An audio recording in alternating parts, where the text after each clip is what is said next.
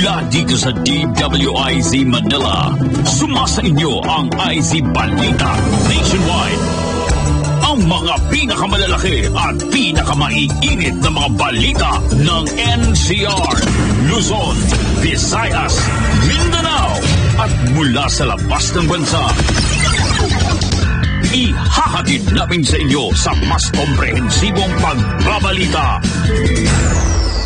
IZ Balita Nationwide. IZ Balita Nationwide. Kasama ang mga pinagkakatiwalaang personalidad sa pagbabalita. IZ Balita Nationwide. At ngayon, narito ang inyong mga tagapagbalita, Edwin Eusebio at Mon Ilagan.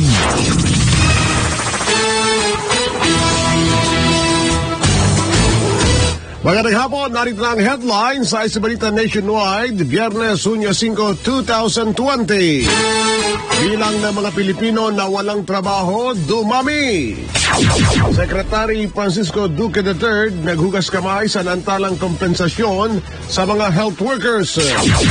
Bilang ng mga OFWs na nagbabalik bansa dahil sa coronavirus, nadagdagan pa. DILG nilinaw na bawal pa rin mag-backride sa motorsiklo ang mag-asawa.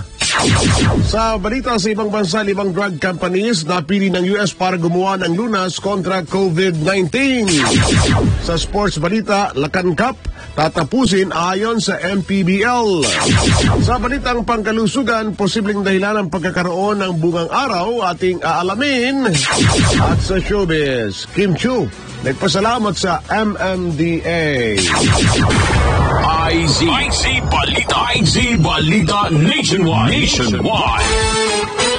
Sa kalan po naman ni Mayor Mon Ilagan at ang ating mga katuwang sa News Center sa pangunguna ni Jeric Barreto sa Productions at sa ating Engineering Department, ako po si Edwin Eusebio. Sa detalye, dumami ang unemployment rate sa bansa dahil sa COVID-19 na coronavirus disease pandemic. Batay sa tala ng PSA, o Philippine Statistics Authority, kung saan pumalo sa 7.3 million ang bilang ng mga Pilipinong walang trabaho simula noong Abril. Sinabi ni National Statistician Claire Dennis Mapa na itala ang 17.7% unemployment rate sa Pilipinas dulot ng COVID-19 pandemic. Mas mataas ito ng ilang porsyento kumpara sa naitalang 5.3% unemployment rate noong Enero at 5.1% noong lamang Abril ng 2019. Matatandang ipinatupad ng Pangulong Rodrigo Duterte ang lockdown simula noong Marso 7 o 17 kung saan tanging ang mga essential sectors lamang ang maaring magtuloy-tuloy ng kanilang operasyon. Inaasahan na ng Department of Labor and Employment o DOLE ang pagdami ng unemployment rate sa bansa sa gitna ng COVID-19 pandemic. Kasunod na rin ito ng report ng Philippine Statistics Authority sa may tuturing na record high unemployment rate na 17.7% o katumbas ng 7.3 milyong mga Pilipinong walang trabaho. Ayon kay Labor Secretary Silvestre Bello III, nagdulot talaga ng krisis sa ekonomiya ang COVID-19 pandemic kung saan dahil sa pagpapairal ng community quarantine, napakaraming establishmento ang napilitang magsarapan samantala o kaya magpatupad ng flexible work arrangements. Milyon-milyon anyang manggagawa sa formal at informal sectors ang naapektuhan talaga ng global health crisis. Subalit, tiwala naman sa Secretary Bello na makare-recover na rin ang labor market unti-unti at makapagbubukas na rin ang ilang mga kumpanya. Alas 4:07 ng hapon sa ilang pang malalaking balita, labis daw nasaktan si Health Secretary Francisco Duque III hinggil sa delay compensation para sa mga health workers. Ayon kay Duque, hindi katanggap-tanggap ang sinapit ng mga health workers matapos mabatid na hindi pa rin natatanggap ng mga pamilya nito ang compensation pay na itinakda ng batas para sa kanilang sakripisyo at serbisyo sa harap ng COVID-19 pandemic. Sa ilalim kasi ng Bayanihan to Heal as One Act, dapat makatanggap ng 1 milyong pisong bayad ang pamilya ng mga health workers na namatay dahil sa COVID-19 habang nasa 100,000 piso naman ang para sa nagkasakit na health workers. Ayon sa kalihim, pawardi-wardi lang kasi ang kanyang mga tauhan at tila lamang itong sense of urgency sa pangyayari. Matatandang nagbigay si Pangulong Duterte ng hanggang June 9 na palugit upang maipamahagi ang naturang compensation pay. Narito inatasan din ang Pangulo si Duque na bumuo na ng isang grupo na mga ngasiwa sa pamamahagi ng nasabing compensation pay para sa mabilis na distribusyon nito. Boring! Ito lang ang naging reaksyon ni Senator Panfilo Ping Lacson matapos na ilaglag ni Health Secretary Francisco Duque III ang kanyang mga tauhan. Ito'y matapos na sabihin ni Duque na papetiks-petiks kasi ang kanyang mga tauhan kahit hindi pa natatanggap ng mga pamilya ng health workers ang kanilang compensation pay. Ayon kay Senator Lacson, lumang tugtugin ang paghuhugas kamay sa mga serye ng kapalpakan. Anang senador, hindi katanggap-tanggap ang pagtuturo ni Duque sa kanyang usad-pagong na pamamahagi ng kompensasyon para sa mga health workers. Sa ngayon, meron na lamang hanggang Hunyo 9 ang DOH para ipamudmod ang compensation pay sa pamilya ng mga health workers na naapektuhan ng COVID-19. Samantala, pumalo na sa higit 1,000 mga Pinoy mula sa iba't ibang bansa ang umuwi hanggang kahapon Hunyo 4 sa pahig ng DFA o Department of Foreign Affairs, kabuang 1,389 na mga overseas Pinoy ang nagbalik sa bansa dahil pa rin sa epekto ng COVID-19. Sa naturang bilang, 353 na mga OFW rito ay nanggaling sa Saudi Arabia na pawang nagtatrabaho sa mga construction companies. Kabilang din dito ang 852 na mga Pinoy seafarers na nagtatrabaho sa iba't ibang kumpanya abroad at ang 184 na mga Pinoy ay nag-avail naman ng amnesty ng Kuwaiti government. Kasunod dito sa ilalim sa mandatory 14-day quarantine ang lahat ng mga Pinoy na nagbalik bansa para masigurong hindi ito nadapuan ng COVID-19. Alas 4 guest ng hapon, mga kaibigan daw at tauhan ni Senator Leila de Lima hinarang sa PNP Custodial Center. Kung bakit, sa report ni Patrol 9, J. Mark Dagala. Muling iginihit ng pamunuan ng Philippine National Police o PNP na bawal pa rin tumanggap ng kanilang bisita ang mga bilanggo sa PNP Custodial Center sa Campo Crame. Ito'y ayon kay PNP spokesman Police Brigadier General Bernard Banac ay matapos naharangin ang mga kaibigan at taga-suporta ng senadora sa PNP Custodial Center kanina umaga sa pangunguna ni Atty. Shell Jokno. Kasama ni Jokno na bumisita kay De Lima ang Chief of Staff ng senadora na si Philip Sawali at ang spiritual advisor ng senadora na si Father Flavi Villanueva. Ayon sa kampo ni De Lima na mabahala sila sa kondisyon ng senadora, lalo't bukod sa hindi na nila ito mabisita, ay hindi pa rin nila ito makausap magmula pa noong 1 linggo. Sa panig naman ng PNP, ipinaliwanag ni Banac na tanging sa telepono lang muna maaari makausap ang mga nakapiit sa PNP Custodial Center sa Campo Crame dahil wala pang ibinababang desisyon ang Interagency Task Force on Emerging Infectious Diseases o IATF engaged sa dalaw sa mga bilanggo tulad pa rin ang banta ng COVID-19. Patrol 9, J. Mark Tagala, Gulisan Pinamatagal na Kas, DWIC.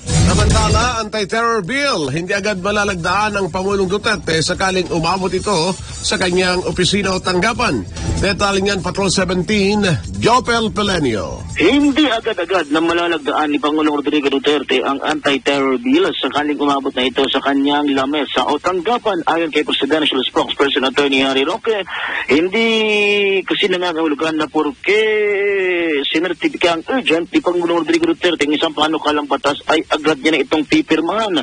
Paliwanag ni Roque, sakali kasing maipadala na sa Office of the President ang ipinasang anti-terror bill ng dalawang kapulungan ng Kongreso, ay kinakailangan muna itong maisailalim sa masusing pag-aaral at final review ng punong ehekutibo. Layon-anian itong masiguro na naayon sa konstitusyon ang lahat ng nakapaloob na probisyon sa anti-terror bill bago pirmahan ng Pangulo upang ganap itong maging isang batas. Ito si Patrol 17 Chopel Pelenyo nag-uulat para sa impilang may torong lakas, DWIZ. Samantala, sa ilang pa mga ulat, hindi pa rin pumapayag ang pamunuan ng IATF or Interagency Task Force sa pag-aangkas ng motorsiklo kahit ito'y mag-asawa o magkamag-anak pa ang mga rider. Ito ang naging sagot ni DILG o Department of Interior and Local Government Secretary Eduardo Año nang tanungin siya ni Senador Bongo kung maaari nang mag-angkas sa motorsiklo lalo't nakatira naman sa isang bahay ang mga rider. Paliwanag kasi ni Go, marami nang umaapela o nananawagan sa Senado na payagan na pag-angkas sa pagitan ng mag-asawa o kaanak ngayong mahirap ang public transport. Samantala, kasunod dito tugon ni Anyo, hindi pa pwedeng payagan ang panawag nito dahil wala naman Anyang pinipiling dadapuan ng COVID-19. Samantala, umapila naman si DILG Secretary Eduardo Anyo sa publiko na kaunting pagtitis pa, lalo't alam naman ng lahat na nasa gitna pa rin ang bansa ng pandemya. Nanindigan ng DILG at ang iba pa na manatili ang ban sa mga tricycle at pedicab sa mga pangunahing kalsada. Ito ang muling giniit ni DILG Secretary Eduardo Anya matapos na sabihin ni Presidential Spokesman Harry Roque na pwede nang bumiyahe ang mga tricycle sa mga pangunahing kalsada para matulungan ng mga commuters. Ayon kay Anyo, bawal pa rin ang mga tricycle at pedicab sa mga national highways, mapa GCQ o modified GCQ man ang ipinaiiral na protocol sa isang lugar. Anang kalihim, bago pa man maranasan ng Pilipinas ang COVID-19 pandemic, hindi na talaga maaring bumiyahe ang mga sidecar at tricycle sa mga national highways. Maalala simula ng Hunyo 1 ay pinutupad ang GCQ sa Metro Manila kung saan unti-unti na nga binuksan ang ilang piling sektor ang mga pampublikong transportasyon. Agad din namang binawi ni Roque ang kanyang naging pahayag kahapon hinggil sa pagpapabiyahe sa mga sidecar sa mga pangunahing lansangan.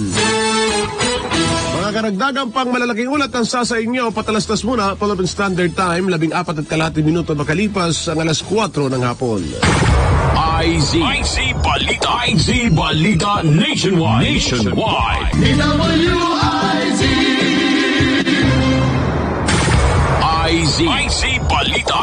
Balita Nationwide. Alas 4:17:30 segundos. Samantala, Joint Task Force for COVID-19 Shield may paalala sa mga magsisipag-uwian sa probinsya hinggil sa pagkuha naman ng kaukulang Travel Authority. Detalye Patrol 9, J. Mark Dagala. Dinayuhan ng PNP o Philippine National Police sa mga locally stranded individuals, lalo na sa Metro Manila na papauwi sa mga lalawigan na mas agahan yung pagkuha ng tinatawag na Travel Authority. Ayon kay Police Lieutenant General Guillermo Eliazar, Commander ng Joint Task Force COVID-19 Shield, kailangan ng panahon ng PNP upang maabisuhan ng mga lokal na pamahalaan sa mga lalawigan na tatanggap sa mga uuwi. Ito ang dahilan kaya't hindi basta-basta masasakay na lamang ng eroplano ang isang tao kahit may travel authority na ito, dahil kailangan mo nang hintayin ang tugon ng host LGU bago umalis sa Metro Manila.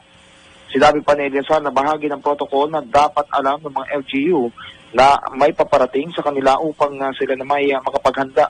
Para mapadali ang proseso ay binibigyan kapangyarihan ng Aviation Security Group o ABSE Group na magbigay ng Travel Authority. Ngunit kailangan pa rin may dalang barangay certificate at health certificate mula sa City Health Office ang sino mga pasahero. Marami sa mga Pilipino na nagpuntahan sa Ninoy Aquino International Airport ang hindi pa rin na makaalis dahil sa problema sa Travel Authority at hindi pa na inaabisuan ang kanilang pupuntahang lokal na pamahalaan. Patrol 9, J. Mark Tagal, nagkulis yung pinamatodo ng DWIC. Alas 4:19 ng hapon, samantala, sisimula ng pag-aralan ng Pangulong Rodrigo Duterte ang ipinapanukalang bagong kontrata ng pamahalaan sa mga water concessionaires sa Maynilad at Manila Water. Ayon kay Pangulong Duterte, handa na siyang isang tabi at kalimutan ng mga hindi pagkakaunawaan sa mga business tycoons na silang nagmamay-ari ng dalawang water concessionaires. Sinabi ng Pangulo na kumalma na siya at humingin na rin siya ng paumanhin sa mga hindi magaganda niyang nasabi.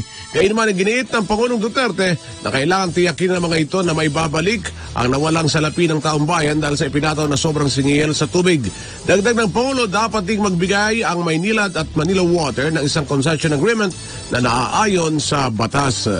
Nagkalma ako kasi whether I like it or not, water is very important in our lives. So, okay na lang ako. But yung nawala sa tao, kung ano ang nawala sa kanila, that has to be paid back. Whether in installments over a period of years, but you have to return the money to the people.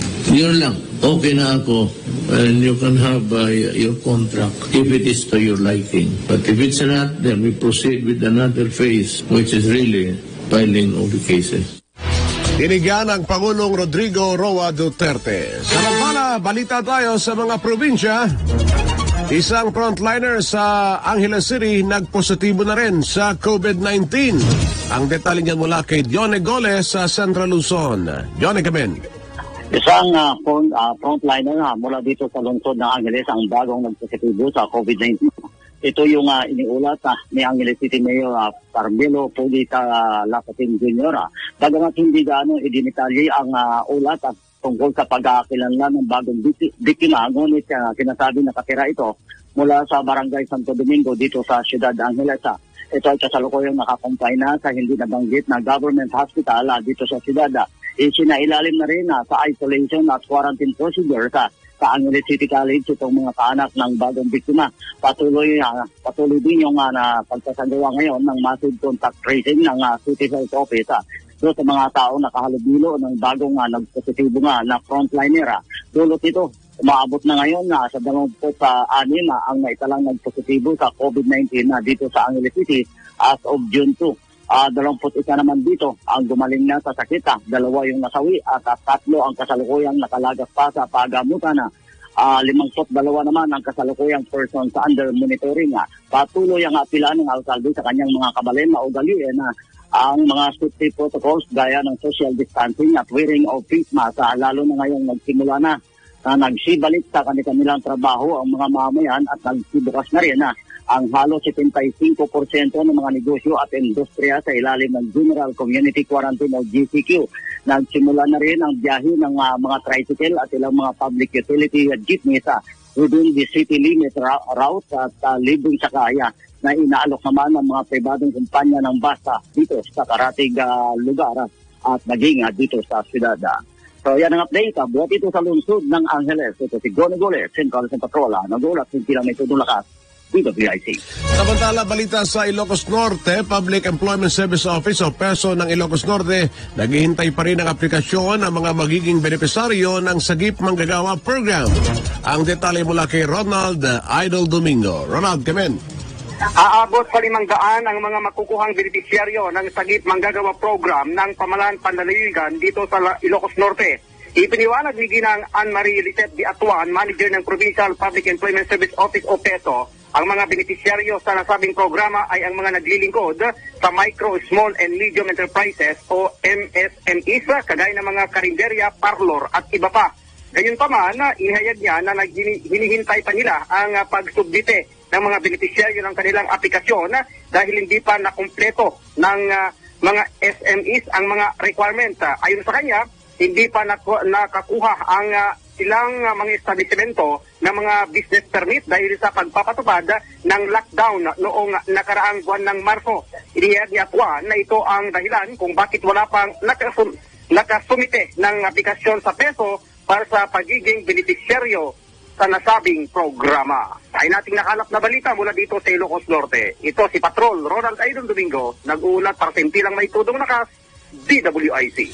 Samantala, pagkakasabat ng mahigit 5 bilyong pisong halaga ng shabu sa Bulacan, patunay na tinututukan pa rin daw ang kampanya kontra droga sa kabila ng naganap na pandemic. Ang detalye, Patrol 9, J. Mark Dagala. Magsisilbing inspirasyon sa Philippine National Police ang ginawang pagkilala ni Pangulong Rodrigo Duterte sa pambansang pulisya, partikular na ang Bulacan Drug Raid, kung saan nasabat ang nasa 5 bilyong piso halaga ng illegal na droga para palakasin pa ang kanilang kampanya.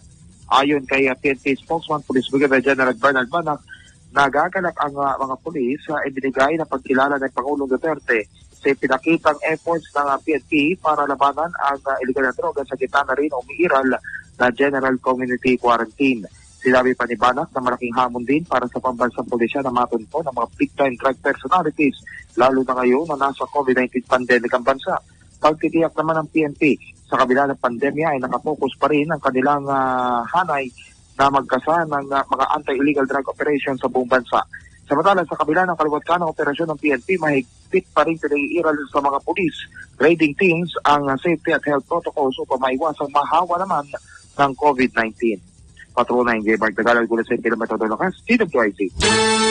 Samantala, hindi na naman napigilan ng Pangulong Rodrigo Duterte na magalit sa mga human rights advocates. Ito'y matapos na maglabas ang UN o United Nations ng isang report na nagsasabing itinanim ng mga pulis ang mga ebidensya sa mga ikinakasang drug operation. Kaugnay ito ng naging pahayag ni UN Human Rights Chief Michelle Bachelet kung saan batay niya sa kanilang investigasyon lumalabas na itinatanim lamang ng ang mga ebidensya sa 25 operasyon na ikinamatay ng nasa 45 tao. Ito ay dahil pare-pareho lamang ang serial number ng mga baril na mga diumanoy nanlaban na suspect gayong mula ito sa magkakahiwalay na drug operations.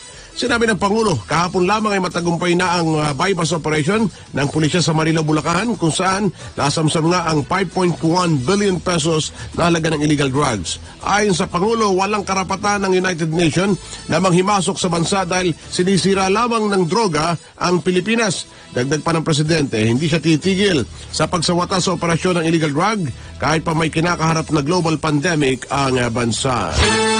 Ikinalugod ng Philippine Army ang pagsasampanan ng kasong murder ng NBI sa pulis na pumatay sa dating sundalong si Winston Ragos sa isang quarantine checkpoint sa Quezon City noong Abril. Ayon kay Philippine Army Commanding General Lieutenant General Gilbert Gapay, umaasa silang malaki ang pag-usad ng kaso para sa inaasam na hustisya sa pamilya Ragos. Iwala din si General Gapay na sa huli ay lalabas na mananaig din ng katotohanan sa kaso ng pagkakapatay sa dati nilang kasamang sundalo.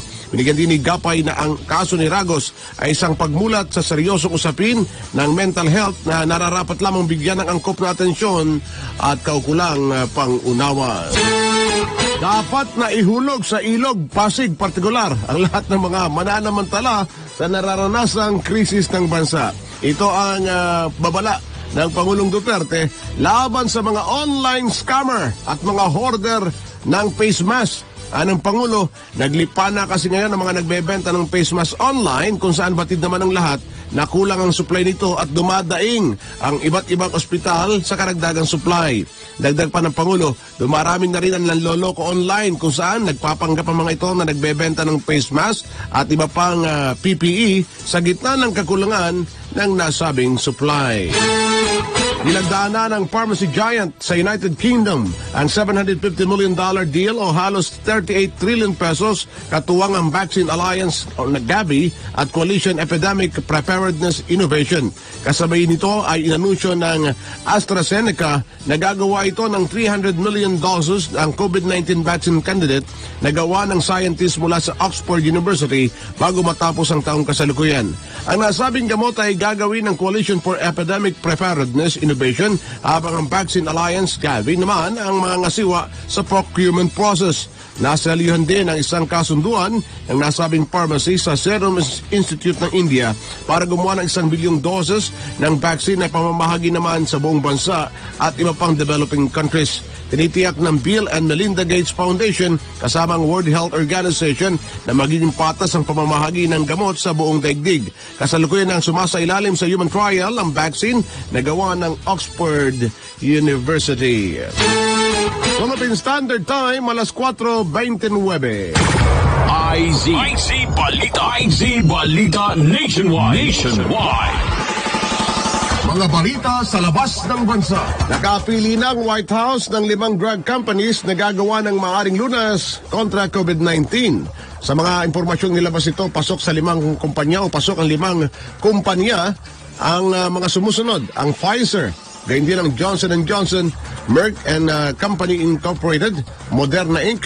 at ang AstraZeneca PLC. Ang 5 kumpanya ay makatatanggap ng pondo mula sa US government bilang tugon sa mga gagastos nito sa paggawa ng gamot. Oras rin na makagawa ang mga drug companies, sinaasahan itong i-anunsyo ng White House. Bukod pa rito, pinag-aaralan din ng US na makagawa ng clinical trials na lalahukan ng higit 100,000 mga volunteers na naglalayong makahanap o makabuo ng bakuna laban pa rin sa nakamamatay na virus. Balitang Pampalakasan. Iniyak ng Maharlika Pilipinas Basketball League o MPBL. Natatapusin ito ang Lakan Cup na naudlot dahil sa coronavirus disease o COVID-19 pandemic. Katunayan, ayon kay MPBL Commissioner Kenneth Durandez, plano nilang magdaos ng week-long tournament sa isang venue kung saan ilalabas sa crossover podcast. Gayunman, kukonsulta muna ang MPBL sa mga medical experts. Ito para makakuha ng clearance sa Department of Health bilang pagtalima sa guidelines ng IATF or Interagency Task Force. Balitang Pangkalusugan. Ang isa raw sa pinakakaraniwang uri ng kondisyon na maapekto sa balat ng tao ay bungang araw. Sa Ingles, prickly heat o heat rash ang tawag ho dyan. Ayon sa mga eksperto, ang bungang araw ay karaniwang bunga ng pagkakabara ng labasan ng pawis mula sa sweat gland. Maaring mawala ng kusa ang bungang araw sa loob lamang ng ilang araw. Subalit, may iba't ibang uri ng mga gamot na maaring ipahid sa apektadong bahagi ng balat upang malunasan ang pangating dulot ng bungang araw. Maging ang mga players ay meron ding mataas na panganib na magkaroon ng bungang araw palibasa sa lagi nagpapawis at hindi kaagad natutuyuan ng pawis. Balitang Showbiz. At pangwakas sa showbiz, pinasalamatan ng aktres na si Kim Chiu ang MMDA o Metropolitan Manila Development Authority matapos natanggapin ng ahensya ang paliwanag ng aktres sa viral dance video na amoy kuha sa kahabaan ng EDSA. Ito ba yung sasakang sa may pinto ng kotse? Ang naturang pagpapaliwanag ni Chiu ay naganap sa isang virtual meeting kasama si MMDA General Manager Jojo Garcia kung saan iginita ang aktres na sa isang parking lot kinunan ng video at hindi sa kahabaan ng EDSA. Dagdag ni Kim Chiu, hindi umaandar yung kanyang sasakyan habang sumasayaw siya. Kasunod dito, pinalalahanan ng MMDA si Kim Chiu sa mga umiiral batas trapiko na dapat nila itong sundin ng bawat tao. At yan mga kaibigan ang kabuuan ng isang pang edisyon ng IC Balita Nationwide dito sa DWIC. May todong lakas, balitang sigurado, tapat na serbisyo sa komentaryo numero 1. Alam po naman ang aking katuwang Mon Ilagan at sa patnubay ni Engineer Garrick Barreto. Ang ating mga nakasama po naman sa News Center, sa social media, Jude Alabado. Magbabalik po ang inyong lingkod sa palatuntunang Teka, alas 4:30 na! IZ Balita Nationwide.